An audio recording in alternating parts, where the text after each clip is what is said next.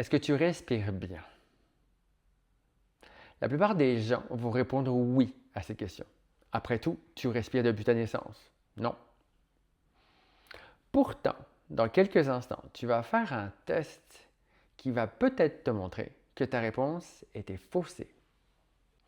Pendant longtemps, j'ai cru que bien respirer, c'était respirer profondément, c'était prendre des grandes inspirations, c'était remplir les poumons au maximum. Puis, j'ai découvert quelque chose qui a tout changé. Le problème pour des millions de personnes, c'est que ce n'est pas un manque d'oxygène, c'est la tolérance au CO2, le dioxyde de carbone. Le CO2, ce gaz qu'on nous a appris à rejeter, dont on nous a appris à avoir peur. Aujourd'hui, je vais te montrer pourquoi cette peur est fausse et aussi je vais te montrer un test simple issu d'une méthode scientifiquement reconnue pour mesurer où tu en es.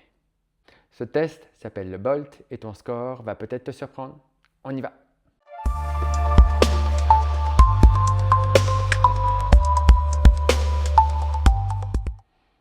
Avant de faire le test, il faut qu'on parle de quelque chose d'essentiel. Dans notre culture, on associe le CO2 au danger. C'est le gaz des pots d'échappement, le gaz qu'on expire, le rebut de notre métabolisme. Mais biologiquement, c'est infiniment plus complexe que ça. Il y a un phénomène qu'on appelle l'effet Bohr. En gros, c'est le CO2 présent dans ton sang qui permet à l'oxygène de se libérer de l'hémoglobine et d'être utilisé par tes cellules. Tu peux avoir tout l'oxygène du monde dans tes poumons. Si ton taux de CO2 est trop bas, tes cellules ne pourront pas l'utiliser correctement. Autrement dit, respirer trop vite, trop fort, trop souvent, ça peut paradoxalement appauvrir ton corps en oxygène utilisable. Et la grande majorité d'entre nous respirons trop sans le savoir. C'est ce qu'on appelle la respiration dysfonctionnelle ou RD. Et le test BOLT est un des outils pour la détecter. Le BOLT, le Body Oxygen Level Test, a été popularisé par Patrick McKeown à travers sa formation, la méthode Oxygen Advantage.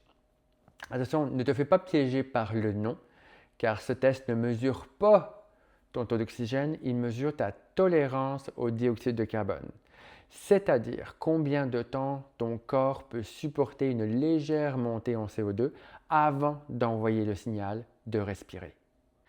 Et ce signal, plus il arrive vite, plus cela veut dire que ta tolérance au dioxyde de carbone est faible. Ce qui, comme on vient de le voir, a des conséquences sur ton énergie, ta concentration, ton sommeil et ta respiration. La bonne nouvelle, c'est que le BOLT est un indicateur simple, fiable, gratuit que tu peux faire de chez toi pour mesurer cette tolérance au dioxyde de carbone. Et ce score peut s'améliorer avec de l'entraînement. Ok, on passe à la pratique. Tu peux faire le test avec moi si tu veux maintenant. Pour cela, tu as juste à mettre pause, le temps de t'installer. Tout d'abord, assieds-toi confortablement. Le dos appuyé contre le dossier, les épaules relâchées, pas de tension. Ensuite, tu vas respirer normalement, naturellement, par le nez.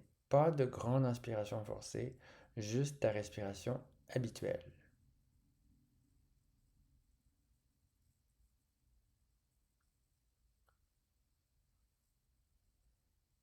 Après une expiration normale, pas vidée à fond, juste naturelle, tu pinces doucement ton nez avec les doigts, bouche fermée, et tu retiens ta respiration. Et tu lances le chrono. Ce n'est pas un test de volonté. Tu ne cherches pas à tenir le plus longtemps possible, tu ne cherches pas à souffrir. Tu cherches à détecter le premier signal clair que ton corps t'envoie, l'envie de respirer. Une légère contraction dans la gorge ou dans le ventre, un inconfort définitif. Et dès que ce signal arrive, tu arrêtes le chrono. Ensuite, tu relâches ton nez, tu reprends une respiration normale, pas une grande goulée d'air, une respiration normale. Si tu dois reprendre ton souffle de manière exagérée, c'est que tu as tenu trop longtemps. Tu as ton score? On va le décrypter maintenant. Le score BOLT se lit en quelques secondes et on va regarder à quoi chaque plage correspond. Si tu es sous 10 secondes, d'abord, pas de panique. Ça indique une très faible tolérance au CO2 et une forte probabilité de respiration dysfonctionnelle. Tu hyperventiles probablement sans t'en rendre compte, même au repos. C'est un signal important, pas une condamnation, mais un appel à agir. Entre 10 et 20 secondes, tu es dans une zone de faible tolérance. Il y a possiblement une hyperventilation chronique, tu respires trop souvent, trop vite ou trop par la bouche. C'est la zone où beaucoup de gens se retrouvent, notamment ceux qui souffrent d'anxiété, de fatigue chronique ou de mauvaise qualité de sommeil. 20-30 secondes, tolérance moyenne, c'est la plage où commence à apparaître ce qu'on appelle la respiration dysfonctionnelle légère. Rien de grave, mais c'est le signe que ta respiration a du mal à se libérer. Beaucoup de sportifs ou de gens actifs se retrouvent ici et s'étonnent que leur performance ou récupération plafonne. Entre 30 et 40 secondes, tu es dans une bonne zone. Ta respiration est généralement équilibrée, ta tolérance au CO2 est correcte. Avec un entraînement régulier, tu peux viser la zone supérieure. Au-dessus de 40 secondes, excellente tolérance. Ta respiration est fonctionnelle, ton corps gère efficacement le CO2. On retrouve souvent ce score chez des athlètes de haut niveau, des pratiquants de méditation avancée ou des personnes qui ont travaillé spécifiquement leur respiration. Maintenant, la vraie question, c'est qu'est-ce que tu vas faire avec ce score? Ce qui est fascinant avec le scoreboard, c'est qu'il ne parle pas juste de tes poumons. Il parle en fait de tout ton système nerveux, de ta capacité à gérer le stress, de ton sommeil, de ton niveau d'énergie au quotidien. Si tu te réveilles fatigué malgré 8 heures de sommeil, ça peut être lié à une respiration buccale nocturne qui effondre ton taux de CO2. Tu te sens épuisé lors d'efforts modérés, ça peut être lié à une mauvaise capacité de transport d'oxygène. Tu ressens souvent de l'anxiété, une oppression dans la poitrine, des palpitations, la respiration dysfonctionnelle est l'une des premières choses à investiguer. Je ne te dis pas que le TED-bot est la réponse à tout, mais je te dis que c'est un signal, un indicateur, une boussole. Et comme pour toute boussole, le plus important est de savoir dans quelle direction tu veux aller. Bonne nouvelle, le scoreboard s'améliore. Ce n'est pas figé, ce n'est pas génétique, ce n'est pas une compétence. Il y a 3 façons qu'on peut l'améliorer. La première chose, la plus simple et souvent la plus sous-estimée, ferme la bouche. La respiration nasale filtre, humidifie, ralentit l'air et produit du monoxyde d'azote, un vasodilatateur naturel qui va améliorer l'apport d'oxygène dans les tissus. Deuxième, contre-intuitif, moins respirer, pas plus. Des exercices spécifiques de réduction du volume respiratoire permettent d'augmenter progressivement la tolérance au CO2. C'est le cœur de la méthode Oxygen Advantage. Troisième possibilité, le Scoreboard est un outil de suivi. Fais-le une fois par semaine, toujours dans les mêmes conditions, le matin avant de manger, assez au calme, peu importe les conditions, mais les mêmes. Tu verras ta progression et cette progression va te motiver à continuer à t'améliorer. Dans les prochaines vidéos, je vais te montrer des exercices concrets pour améliorer ton score, des exercices accessibles, sans équipement, que tu peux faire 5 minutes par jour. Si tu ne veux pas rater ça, abonne-toi, tu sais ce qu'il te reste à faire. Yay!